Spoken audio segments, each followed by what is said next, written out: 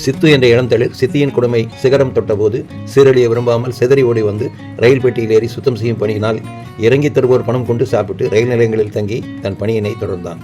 திருமணமாகி 3 ஆண்டு முடிந்தும் குழந்தை பாக்கியமில்லையே என ஏங்கிய இளம் தம்பதியினர் அந்த ரயிலில் பயணித்த போது சித்துவை பார்த்து அவனை எடுத்து வளர்க்க முடிவெடுத்து சட்ட விதிகளையும் நிறைவு செய்தனர். அவனை நன்றாக வளர்க்க அவனும் வாலிபனானான்.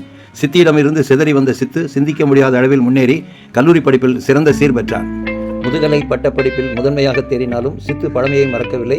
தன்னை வளர்த்த தாய் தந்தையை மிகவும் நேசித்தான். அவனது அன்பினால் கவரப்பட்ட பெற்றோர் அவனுக்கு தங்கள் ஆசைகளை எல்லாவற்றையும் கொடுத்தனர். எப்போதும் தாழ்மையாக இருக்கும் சித்துவுக்கு அவர்கள் உயர்ந்த வசதி படைத்த பெண்ணை தேடும்போது அவன் தன் பெற்றோரிடம் ஒரு வேண்டுகோளை விடுத்தான். பிறப்பில் ஏழையாய் கைவிடப்பட்டவனாய் நிராதரவாய் நின்றபோது நீங்கள் வாழ்வில் ஒளியேற்றினீர்கள். என்னை கல்விமனாக்கி கோடிகளையும் கொடுத்தீர்கள். செல்வ செருக்குள்ள பெண்ணை கல்யாணம் செய்தால் நம் குடும்பம் 2 ஆகிவிடும். அனாதை ஆசிரமத்தில் வளர்ந்த படித்த பெண்ணை பாருங்கள் என்றான். அவன் என்னப்படியே சிறப்பாக அமைந்து அவர்கள் வாழ்வும் சிறந்தது.